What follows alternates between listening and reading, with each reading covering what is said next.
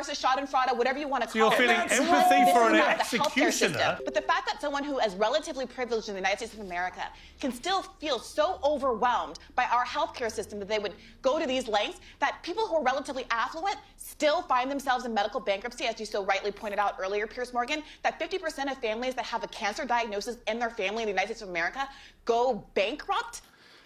Oh la la. Well, here we are on Piers Morgan Uncensored. And yeah, what's everybody talking about these days? They're talking about the CEO, Brian Thompson, who was gunned down, who was assassinated by some guy called Luigi Mangione. Reminds me of Chuck Mangione. Remember him? Trumpet and flugelhorn player from the 70s. Yeah, I was big into him in a previous life. But anyway, this event, this gunning down of Brian Thompson in New York City, like right there on the sidewalk by a guy who obviously had planned it in some way. I have to admit, obviously, I'm a traditionalist type, I'm a conservative, I'm all for law and order, we need government, we need police and all that sort of thing. But I have to admit, I too felt the impulse, knowing as I do about the American healthcare system, I felt that impulse of like, well, that's what happens when you F with people for too long. Somebody's gonna fight back. I have to admit, I felt that way. So it's really amazing how this killing of this CEO, a guy who earned millions, his base salary was something like $10 million a year, plus stock bonuses, plus all sorts of things. Apparently he was under investigation for insider trading, and maybe some other executives were too at that company. So it has opened up a huge can of worms, and people all across the political spectrum are agreeing with it. Other people are they understand it. Let's put it that way. Kind of like I can understand it. Other people are outraged by it. Of course, Piers Morgan is one of them. Yeah, let's get into this and let's see what this panel has to say. As his role as the CEO of United Healthcare, I'm afraid I'm with the overwhelming majority, bipartisan majority of the American people who say, I'm saving my empathy for people who are much more vulnerable and have caused a lot Right, less so to harm be clear, in the world. you don't have any empathy for him after he was executed? I personally don't. Right, okay, well, at least you're honest. Let me go to Natalie Winters. I mean, I find this staggering. You've got to remember, the left is supposed to be the party that cares so much. All of them have their Be Kind hashtags.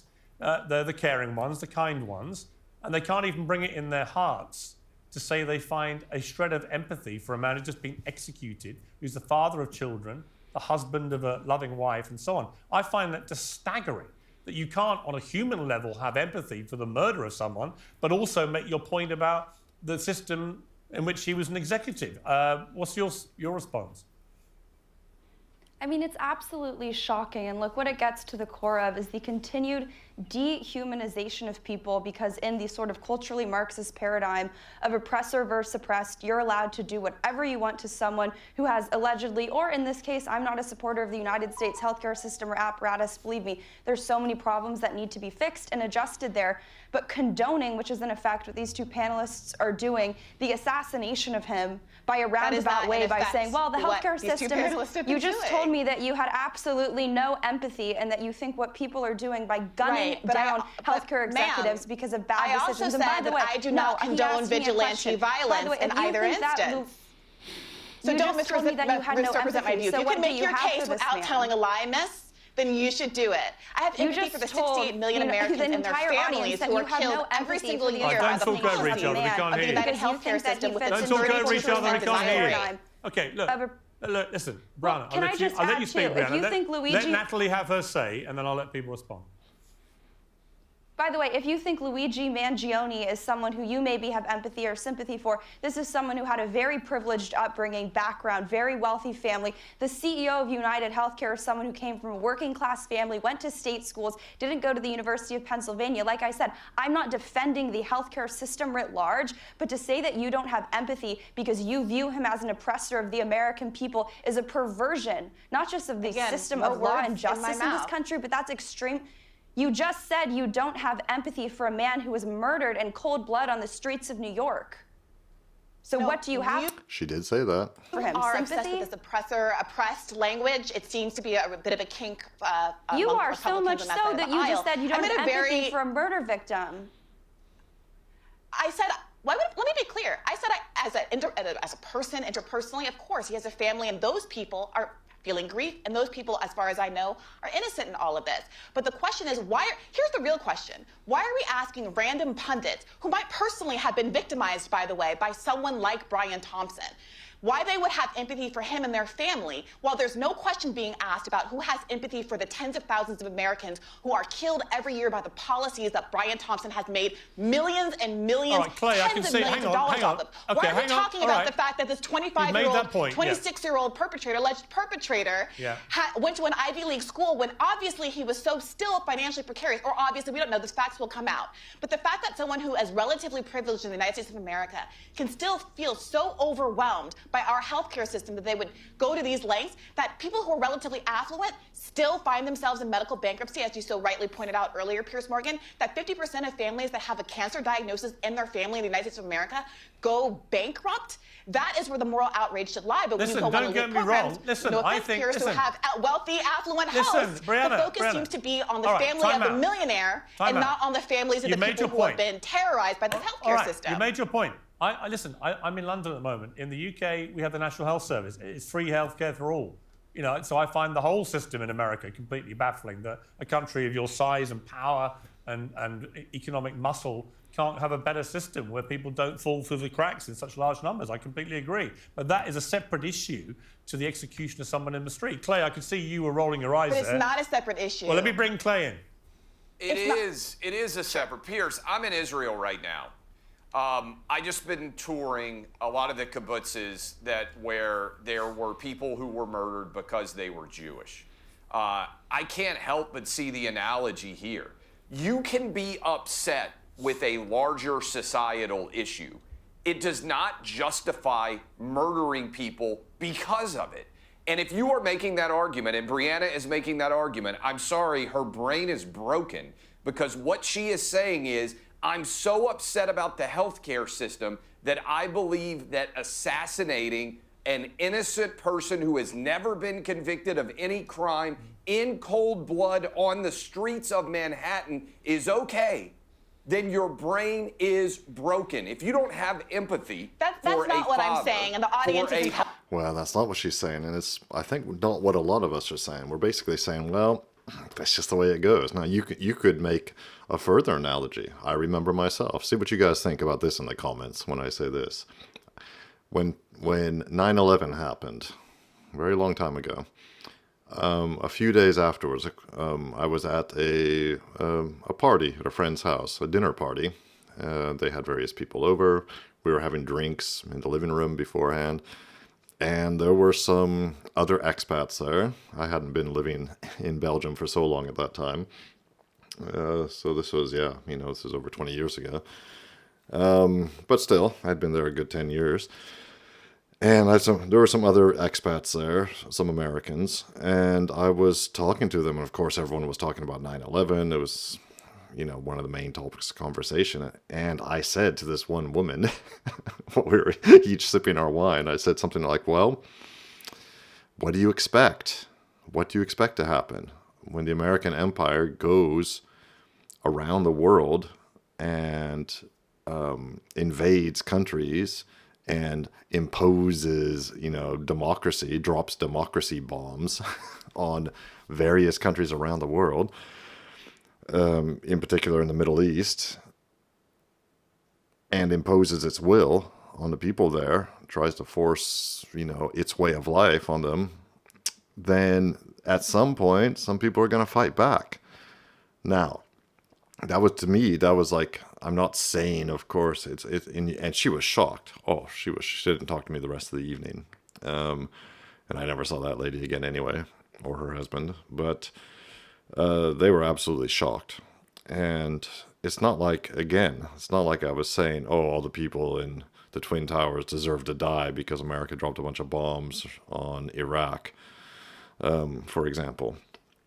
wasn't saying that, but I was going to say, when you do everything, you know, actions have consequences, right? Actions do have consequences. And that was more direct, obviously, because America has invaded countries and dropped a lot of bombs on countries. The healthcare guy, yeah, he's an image. He's a symbol of an absolutely corrupt system. Clearly, the healthcare system in the United States is not is it just a mess, it's corrupt beyond belief. Corrupt beyond belief. And one of the things, of course, Americans always say when I go back, especially my family, because they're all liberals and progressives and Democrats, is, you know, oh, you live in Belgium. You guys have a you know, sort of a national healthcare system. And yeah, we do in Belgium. And they do in France. And they do in Germany. And in the UK. But first of all, these are European countries. These are much smaller countries. Everything is quite centralized within the countries. The context is completely different. And until, you know, recent decades, they were much more homogeneous and didn't have that many mass, you know, they weren't overwhelmed by mass migration. The systems could handle it.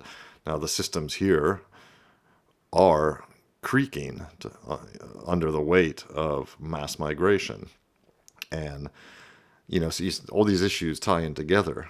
But you can make that kind of system happen in a highly centralized, small European country much more readily than you can in the United States. So I understand why why the system itself is decentralized and divided up into, you know, regional healthcare providers and all that. But the fact is, it is completely corrupt. That there's no, I mean, when you see what hospitals are billing people for medical care, it's insane. It is literally insane. You know, so even if you have good insurance, your co-pays and your deductibles and all that, or it can still be, you know, crushing. So let's get back into this. I'll stop talking for now. Let me know what you guys think about that, my outrageous statement following 9/11, though. But to me, it's a similar thing. It's a similar thing. Intelligent enough to have heard what I've actually said. You said you didn't have empathy for the killing of a man. She didn't have empathy for the man himself because he was a symbol. Because you were upset about the larger Briahna Joy societal Gray issue of healthcare.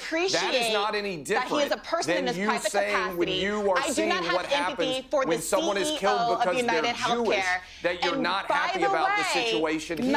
Oh, God, this guy. Is that Clay Travis from Outkick? Is that who that guy is? Sorry, I should check that. But what's this all about being Jewish? Now, is he bringing it back, of course, to October 7th of last year when Hamas invaded Israel, or attacked Israel, I should say?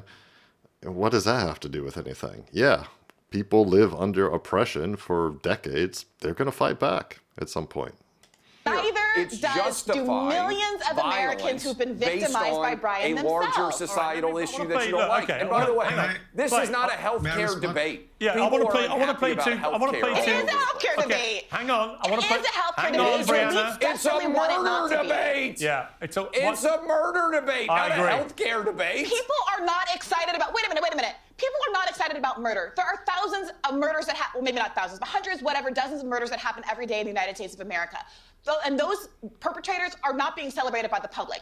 The public right now is feeling empathy for Luigi. They are feeling some kind of catharsis, schadenfreude, whatever you want to call it. So you're feeling empathy for an executioner?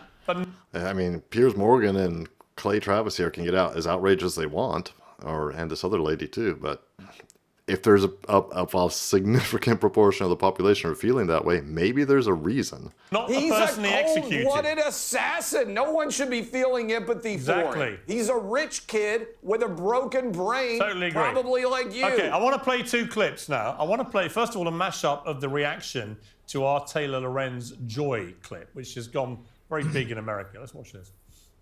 That is this ideology. She has joy for a guy getting murdered in the streets of New York. I just feel like saying that you feel joy over someone getting assassinated, like even if you do feel that way, I just don't think it's helpful to say that. She in her mind is like, a man that worked for a company at the highest levels died, so she feels joy. Okay. And now this woman is all over online on her Substack and elsewhere trying to justify this man's murder, and goes on with Piers Morgan on his YouTube show last night. Wow, we have a real problem in this country.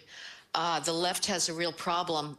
But there is something deeper, a sickness that is going on in our political class, best exemplified by the absolute nut job, Taylor Lorenz, who used to work for the Washington Post. She appeared on Piers Morgan yesterday, and she said that she felt actual joy when the United Healthcare CEO was murdered on the street. No. Okay, well, there you go. Still, you have to, a lot of people, yeah, I'm not saying very few people are, I would say, are feeling joy that a man was killed. But they are very, very, very angry at the system. Let's put it that way. Let me know what you guys think, because this is interesting. You know, I hate to sound so cool and dispassionate about it, but this is very interesting because events like this really, really reveal the fissures in American society. In all sorts of dimensions. Yeah, the healthcare fissure, rich, poor, right, left. But this is not a right-left thing. Nor is it a murder issue. Yeah, everyone knows he committed a crime. But there is a reason a lot of people are just like shrugging their shoulders because of it. I mean, and as Briahna Joy said, there's dozens or hundreds of murders every day in the United States. Nobody gives a damn. You know, crime happens in a big country. And why is this one so much in the news? And why did the New York City Police Departments expend so much time and so many resources to find this guy? It was like they probably dropped, like if you're a criminal in New York City, you could have probably gotten away with anything while they were looking for the perpetrator of that crime. While they were looking, Luigi Mangione, allegedly. So it's very interesting. I would really like to hear what you guys have to say in the comments. Make sure to leave a comment and to like and subscribe. This is going to be an ongoing story for sure. And I look forward to seeing you guys soon.